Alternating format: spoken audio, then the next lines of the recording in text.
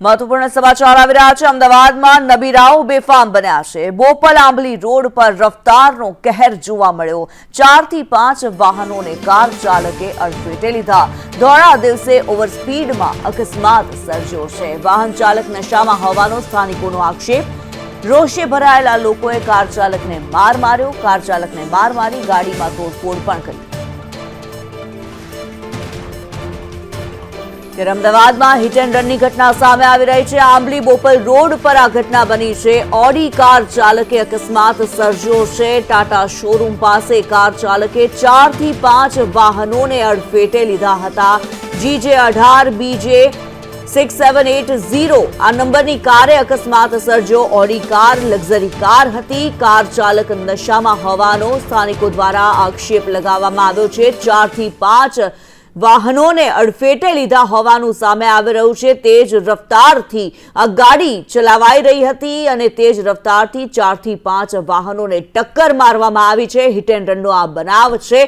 Car ચાલકને સ્થાનિકોએ માર માર્યો હતો, સાથે જ કારની અંદર તોડફોડ પણ કરી હતી। દ્રશ્યો પણ સામે આવી રહ્યા છે। કાર જે છે તે એક ઝાડ સાથે ટકરાઈ હતી, જે પ્રમાણે દ્રશ્યો પણ સામે આવી રહ્યા છે। આ વિડીયોઝની અંદર જોવા મળી રહ્યું છે કાર ચાલક આ કારની અંદર બેઠેલો જોવા મળી રહ્યો છે।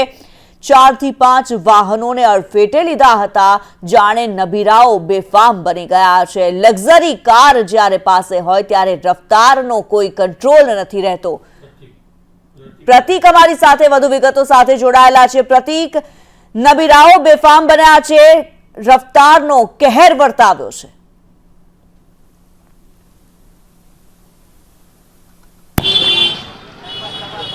जी प्रतीक।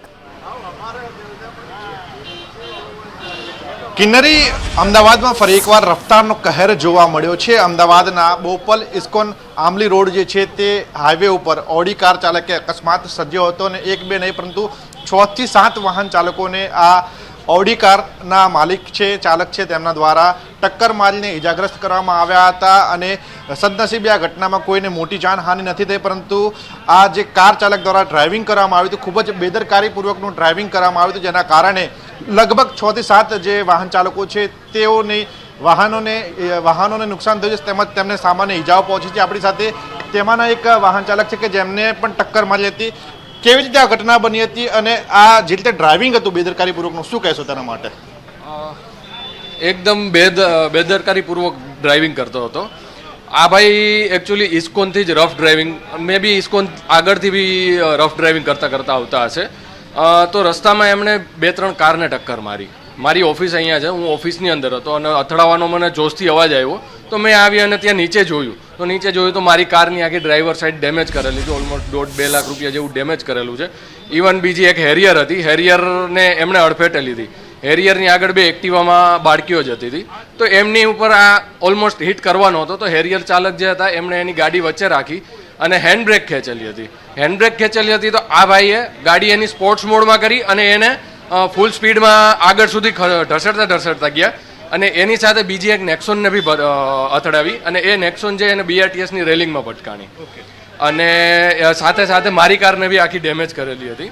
પછી આવી અને એમણે એની કાર જે રફ ડ્રાઇવિંગ કરતા હતા ભાઈ, એ ભાઈએ કાર એની આ ટાટા મોટર્સનો શોરૂમ છે એની બાજુમાં આવી અને ત્યાં ફૂટપારી ઉપર ચડાવી દીધી। ત્યાં ઓલમોસ્ટ 7 કે 8 બાઇક હતા, એની ઉપર ચડાવી દીધી છે।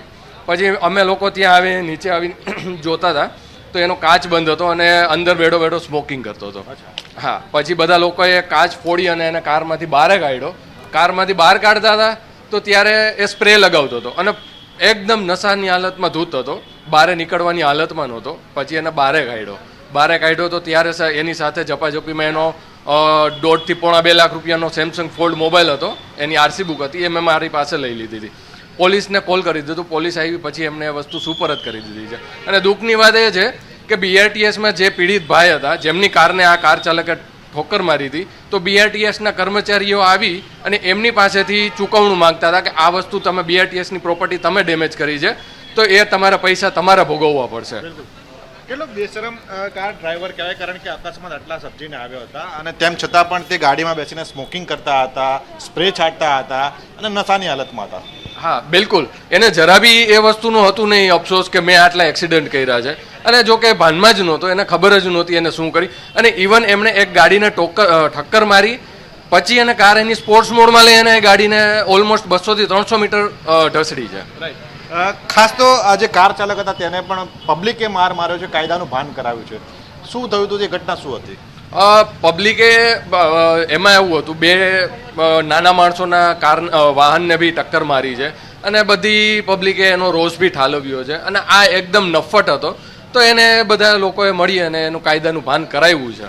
પછી જોઈએ હવે પોલીસ શું કાર્યવાહી કરે છે. બિલકુલ, આ જે કાર ચાલક હતો તેને પબ્લિકે કાયદાનું ભાન કરાવ્યું છે, કારણ કે તેણે એક બે નહીં પરંતુ 6 થી 7 વાહનોને ટક્કર મારી હતી અને અનેક લોકોને ઈજાગ્રસ્ત કર્યા હતા. જોકે સદનસીબે આ ઘટનામાં કોઈને જાનહાનિ નથી થઈ. હાલ તો પોલીસ ઘટના સ્થળે પહોંચી છે અને ઘટના સ્થળે પહોંચીને પોલીસ દ્વારા જે પણ વાહન ચાલકોના વાહનોને નુકસાન થયું છે તેમના નિવેદનો લેવાઈ રહ્યા છે. સાથે જ જે કાર ચાલક આરોપી હતો, રિપલ પંચાલ નામ છે તેનું, તેને હાલ સારવાર માટે મોકલવામાં આવે છે તેમજ પોલીસ સ્ટેશન લઈ જવામાં આવે છે, કારણ કે તેણે આ કૃત્ય કર્યું છે અને અનેક વાહન ચાલકોના જીવ લેવાનો પ્રયાસ કર્યો છે. પોલીસ દ્વારા તમામ લોકોના નિવેદન લેવાઈ રહ્યા છે અને કાર ચાલક છે તેને પોલીસ સ્ટેશન લઈ જવામાં આવે છે. સાથે જ તેમની પૂછપરછ કરવામાં આવી રહી છે.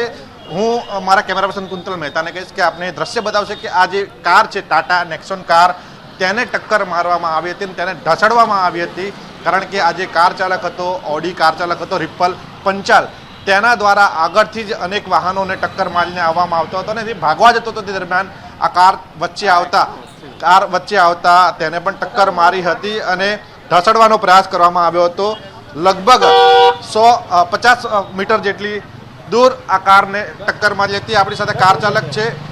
શું થયું હતું, ઘટના શું હતી? घटना कहीं नहीं थी, આપણે गाड़ी में स्लोली आता था तो ये आदमी पीछे से पीछे आया, गाड़ी को हल्का सा बम्पर में लगा के चले गया, तो मैंने इसका फॉलो किया तो आगे देखा तो 2 एक्टिवा वाली लड़की जो ये ऑलमोस्ट कुचल देता अपनी गाड़ी और गाड़ी पूरे रोड पे जिज्जत चला रहा था.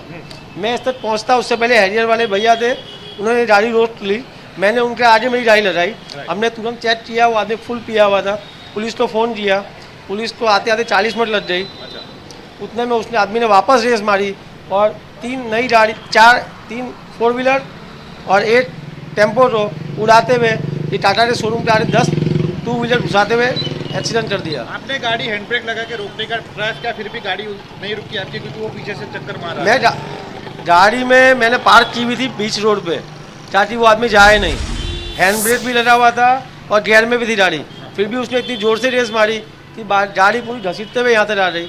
ये तो भगवान की दया थी, मैं नहीं था गाड़ी के अंदर, वरना आज कुछ उपाधि हो जाती. लेकिन दुख की बात यह है कि आपका एक्सीडेंट हुआ था, फिर भी ये जनमार्ग वाले आपके पास से पैसा मांग रहे थे. हाँ, ये तो आपको कुछ पहले पूछा नहीं कि आपको लगी है, चोट लगी, ऐसा कुछ पूछा नहीं? ये तो नहीं पूछा, पर ताजुब की बात ये लग रही है कि पुलिस को आने में 40 मिनट लगी, जबकि एक्सीडेंट का केस था, ड्रिंक एंड ड्राइव का केस था, और जनमार्ग वाले तो बुलाया भी नहीं, तो भी वो 5 मिनट में साइड पे आ गई और आते ही बोला कि गाड़ी आपने एक्सीडेंट किया है तो आपको पैसा देना पड़ेगा. मैंने उनको बोला कि मैं गाड़ी के अंदर भी नहीं था, जिसने एक्सीडेंट किया वो आदमी वहाँ पे है, तो उसने बोला नहीं आप नहीं दो रहे पैसा तो आप पे केस होगा. कितने पैसे मांग रहे थे? पैसे नहीं मांगे, बोले जो खर्चा हो रहा है वो आपको देना पड़ेगा. और यहाँ हमारी गाड़ी का लॉस था उसको नहीं पड़ा था, वो देख नहीं सकता कि ये किसी और ने एक्सीडेंट किया है. मैं खुद तो गाड़ी घुसाऊंगा नहीं अपने यहाँ पे, और वो फिर चुपचाप चले गया, उससे बात भी नहीं की उसने. पुलिस को किसने इन्फॉर्म किया था, कितने टाइम के बाद पुलिस आए यहाँ पे? पुलिस पे मैंने ही फ़ोन किया था. पहले हम लोग ने 100 नंबर पे फ़ोन किया, जो नॉर्मली सबको मालूम है 100 नंबर पे फ़ोन करना होता है. उन्होंने बोला ये सिटी पुलिस का नंबर है, आप रूरल में फ़ोन करो. उन्होंने नंबर भी दिया, वो नंबर आउट ऑफ सर्विस आ रहा था. फिर उन्होंने 10-15 मिनट बाद दूसरा नंबर दिया, फिर उन्होंने हमको 1095 दिया और फिर 1095 वाली पुलिस 25 मिनट में आई. टोटल टाइम इसमें 40 से 45 मिनट लगा. अगर पुलिस 15 मिनट जल्दी आई होती तो दूसरा बड़ा वाला जो एक्सीडेंट हुआ वो नहीं हुआ होता. ये कार चालक जो था ऑडी का, वो कहाँ से गाड़ी रफ ड्राइविंग करके आ रहा था? मैंने उसको आमली गेट से देखा.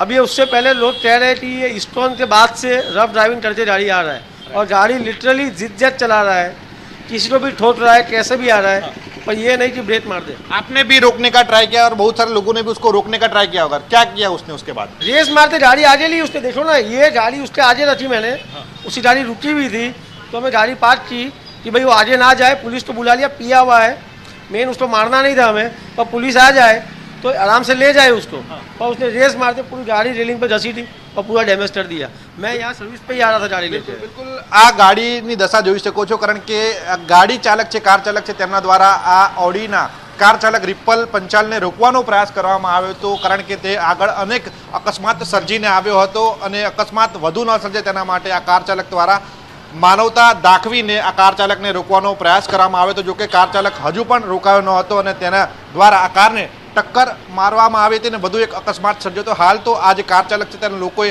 મેથી પાક ચકાડ્યો છે અને પોલીસ દ્વારા હાલ આગળની કાર્યવાહી હાથ ધરવામાં આવી રહી છે।